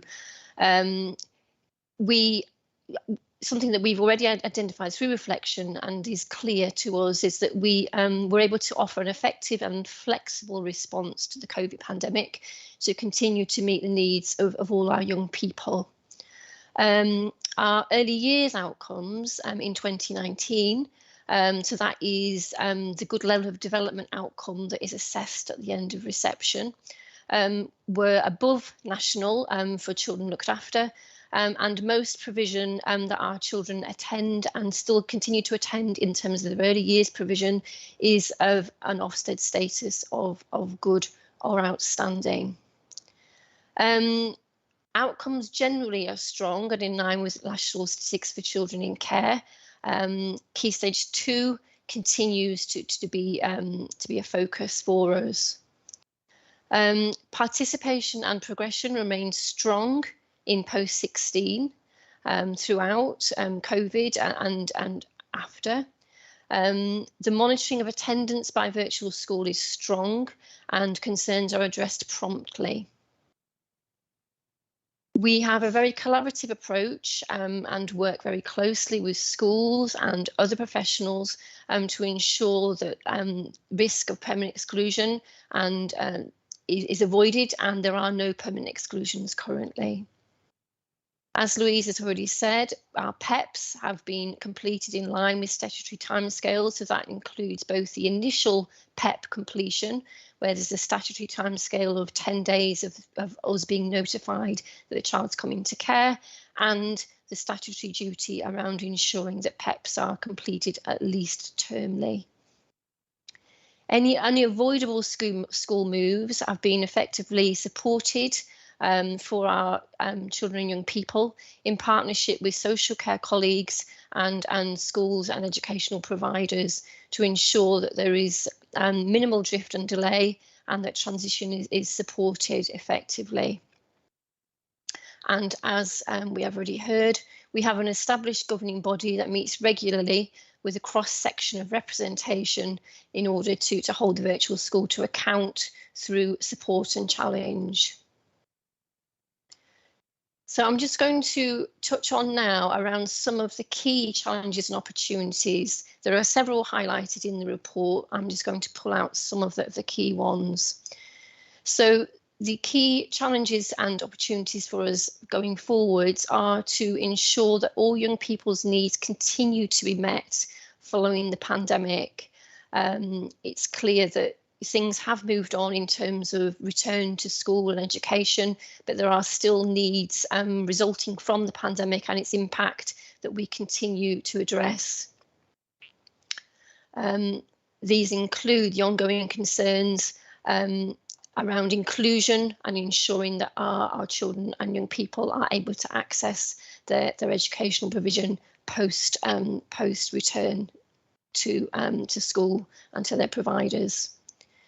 We are very mindful from our data that we have an increasing number of boys in our cohort, and statistically for the last few years our boys percentage of boys has been higher than the percentage nationally across local authorities.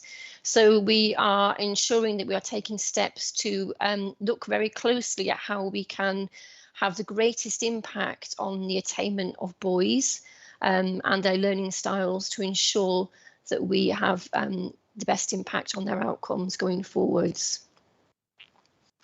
We are obviously very mindful that we need to continue to decrease the number of young people who are not accessing their educational offer on a full-time basis.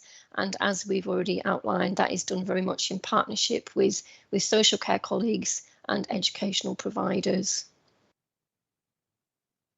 We are continuing to support with school stability to ensure that all young people are supported in their transition, where a school move is unavoidable.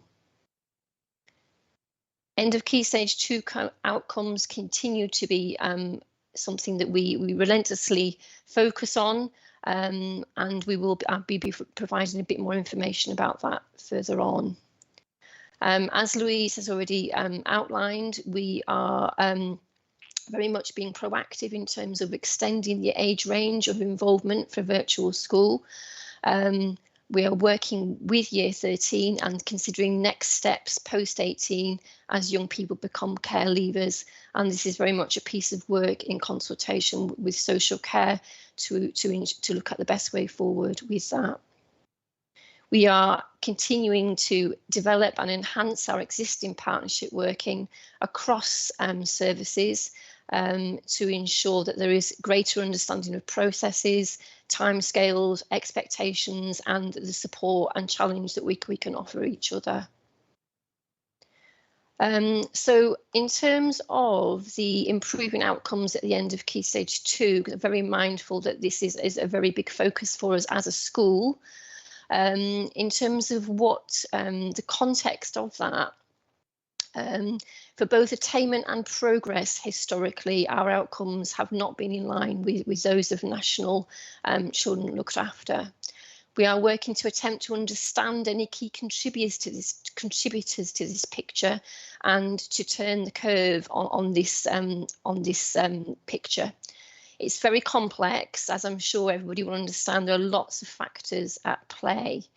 In terms of what we are currently doing and continue to do to address this, at a strategic level, we are focusing very much on early intervention. As part of the desire to move across the age range, we have a commitment now to ensure that we will be working and involved with our children from age 2 by the end of this academic year. This very closely links in with the take-up of the vulnerable 2-year-old offer that is a priority across Kirklees to ensure that as many of our children are accessing their entitlement to early education, and our involvement at an earlier stage will hopefully mean then that support and intervention happens sooner for this particular cohort, and we can begin to impact along with educational providers at an earlier stage. We continue to offer training for carers, and that's often through commissioned work with colleagues across service to ensure that as far as possible our carers very much are supporting those outcomes again at an early stage for our youngest children. At cohort level, we have a targeted focus on all cohorts, but in terms of looking at specific cohorts of children, we analyse data regularly. We look at attainment and progress. We track trends.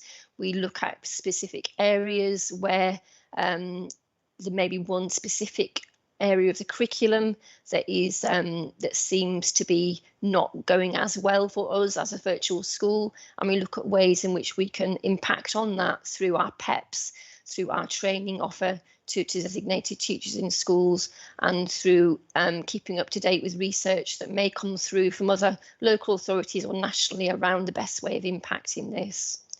There's an expectation that termly targets are set for reading, writing and maths for all primary age children, particularly where below expected progress is recorded.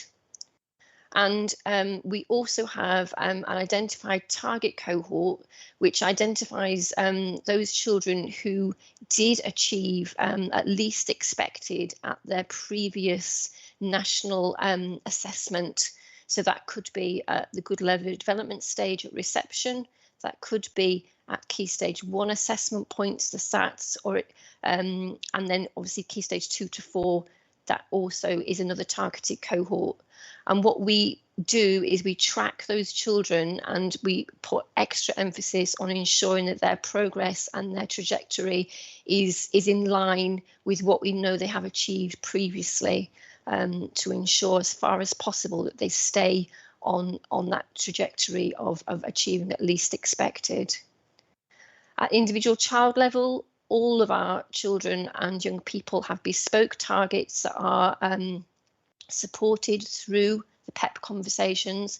They are reviewed and set during PEPs and in between PEPs to ensure that that whatever the child and the school and the education provider needs in order to impact attainment and progress as far as possible, we support with that process to ensure that that is in place. Progress and attainment of each child is discussed in regular cohort supervision meetings between team managers and the achievement coordinators in the team. And we continue, as you would expect, to monitor attainment and progress and look at ways in which we can continue to narrow that gap between what we our data and the data that is there for other local authorities. So that's my information. I'm happy to take any questions. Thank you very much, Sarah. Thank you, Louise and Janet. Colleagues, any questions or comments? It's very comprehensive feedback. Councillor Reynolds. Just a quick question, really, for between both of you, knowing that transition between primary and secondary is a particular issue for all children, and I think the more the research is published, the more we see that it's a particular issue for boys, which could also take into account the Key Stage 2 results and things like that. What steps are put in place between the two teams to ensure that that transition is handed over and handled appropriately for the child? Does that make sense? Yes, it does make sense. Louise, shall I make a start and you follow on? Is that, yeah? I'm very aware that we're running out of time, so if it could be very concise, please. Okay, thank you. So we do, for the last PEP meeting in the summer term at least, we do invite the secondary designated teacher of the school that or establishment that a young person will be attending, and where there is a requirement for an enhanced transition for a young person with specific needs, we would advocate that and do earlier prep work and support with any targets, funded targets around that to ensure that transition is as smooth as it can be. That's what I wanted to hear. Yeah. I think also team, the achievement coordinator also goes to that PEP from the secondary team, so that they get to know that young person and there's a strong handover. But we've also brought in this year that actually Sarah continues with those in year 7 because she already knew them throughout their primary and would be expecting any particular issues or would notice if something was out of line for those year 7. So Sarah continues to monitor over all of those, and then I take them on from year 8 onwards. It's really good practice. Thank you. Thank you very much for that. Can I just say it's really heartening to hear that currently there are no permanent exclusions, and I think that's an important piece of work. It would be interesting at some future date to have some detail about how the challenge of the key stage 2 outcomes is being addressed. And for me, a constant worries me about school moves. It's absolutely great to hear that school moves were done so well, but does anybody reflect on how many times a particular child has had school moves? And that for me is an issue. But can I thank you all very much for that? I just must hurry people on because we've several items still to go, but thank you very much for a comprehensive report. So if we could move very quickly on to item 14, which is an update on the Ofsted report, and I do believe Elaine is going to do this. Yes, and I'm trying to be very swift, Councillor Kendrick. I think people will have had the letter in their pack, so it's not my intention to go through it. I just picked the key areas out. So the inspectors who came on the 6th and 7th of October looked at the local authorities' arrangements for the experience of children in care, and in particular the quality of matching, placement and decision making for children in our care. And I think some of the themes have come out through our conversations this morning that are reflected in the broadest sense of the letter and give some answers. Just in terms of the headline findings then, which I think are key, it talks about continuously ambitious and effective senior leaders have created a culture where strong social work practice improves outcomes for children in care who are in need of permanence. Skilled and committed social workers provide sensitive, child-centred practice to children and their carers. Despite the challenges of the pandemic, which we know there have been many, a wide range of effective services have been developed to support children and their carers. As a result, many children are benefiting from improved placement stability and live in timely, well-matched permanent placements. Staff report that professional development is strongly encouraged and supported. Supervision came up as an area for development. I just want to read the next line that starts in the main findings, because I think this is particularly important for us as a service. Despite the ongoing pressure of COVID-19 pandemic, senior leaders have continued to prioritise improvements to service of children in care, underpinned by strong corporate and political support. So I think that's really important to recognise for us all. Us coming to the Corporate Parenting Board, going to scrutiny that challenge that we received, but we've continued to make progress throughout the pandemic. And I think the support of as yourself, as political members, has been really helpful to us in terms of our challenges. Just in terms of them, the one area that came out, and this is so unusual for an Ofsted letter, I can't tell you the joy whenever only one area to address, but I've been working on this for a while, and it's the quality and frequency of social work supervision, including management oversight of children's progress and experiences. And I think what Ofsted was saying is that is not consistent for all social workers. So just to assure you, on the next Thursday, on the 2nd of December, I'm bringing all the heads of service managers, team managers together, and our focus is going to be about how we address this consistently. I don't think it's not happening. I think that what we've still not quite got to grips with is the recording of the different types of conversations that we have with our social workers to guide them.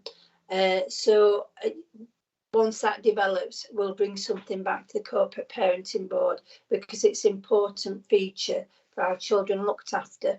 But the letter is there to read, lots of really positive comments. And for our social workers that throughout this have remained in the office, worked from offices, worked in many challenges, even gone to see children to look through the window to make sure they can see them because they can't necessarily go in the house. I think it's testament to their commitment and dedication to the children and young people in Kirklees and the families and carers. So that's me, Councillor Kendrick. Thank you very much.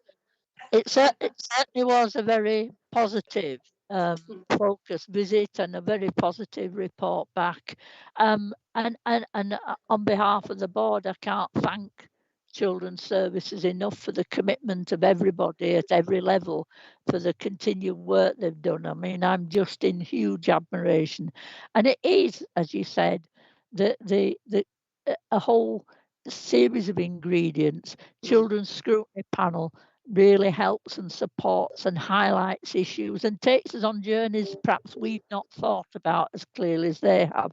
So all that has helped us move things forward, and I am really grateful for everybody's input. All right. Can I move people on? We've got Children's Ambition Board update, and I don't think there is one. No, the board hasn't met, Councillor Kendrick. It's meeting actually next week. Is it, or the week after? No, I think it's the 8th or the 9th, Elaine, I think. Yeah. All my days blend into one these days, Tom. So yeah, to be That, the week. that just shows your commitment. Just everything for the authority, Elaine. Thank you. So if we move to item 16, which is updates from board members on interaction with services. Have any board members anything they want to report before I read out this shocking list I have? Councillor Lawson. You're on mute, John. There we go. I haven't done that one for a while. Just to highlight that myself and Andrew Marchington were in a meeting on Monday evening, which started off the budget process, and we received an overarching kind of picture of the pressures and challenges that we look forward to in our next budget. Things are still a little bit unclear or unfocused at the moment because we haven't had the full detail of the spending review yet. That's a limit of I think it needs to be with us by the 15th of December. So at that point we'll probably have a clearer idea of where the budget stands in terms of children's services as well as activities. Yeah, I'll just say to you both, continued investment in children's services is an essential, gentlemen. Agreed.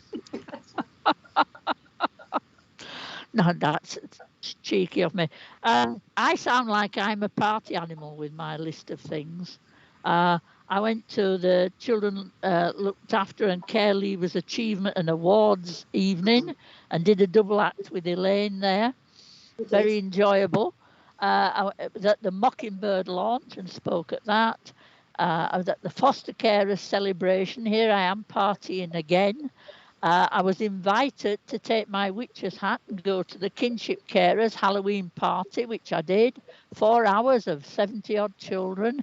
My goodness, it was great. And last Saturday, I was at the Samantha Sykes Foundation Charity Ball. Samantha Sykes provide a lot of funding and support for particularly our care leavers into education and equipment, things that they need.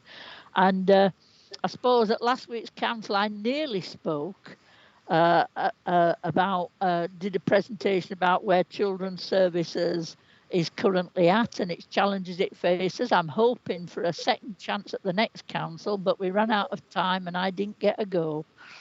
But I will continue to do that. If there are no more comments as such on item 16, can I just move us to the corporate parenting board agenda plan, please? I don't know if you're going to help us with this, Jodie. I'm just shooting down the screen to get to that part of the agenda.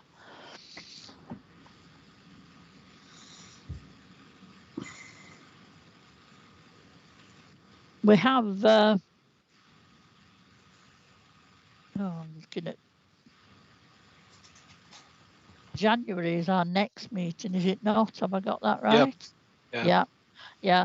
I have to warn colleagues that there may be a bit of manoeuvring about of dates in the new year, and if necessary, I'm sure Jodie will let you know as soon as possible. It is just a conflict with several big meetings we keep hitting, and we are keen to have different strategic directors come to the board in turn, and we are trying to resolve that as such.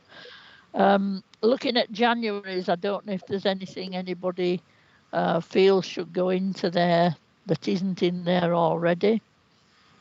I have had a request from Mr. Sykes from the Samantha Sykes Foundation, who would like to come and talk about the work of the foundation at some point. And if members are happy with that, I'll try and get us to put that into one of the meetings in the new year. And I think that would be of interest. I think all councillors should be aware of it, actually. I think it would be very useful. So any comments or anything that people feel that we should be adding in the near future, please? No? You can always get in touch with me later if something does occur to you, and we can look to include in that.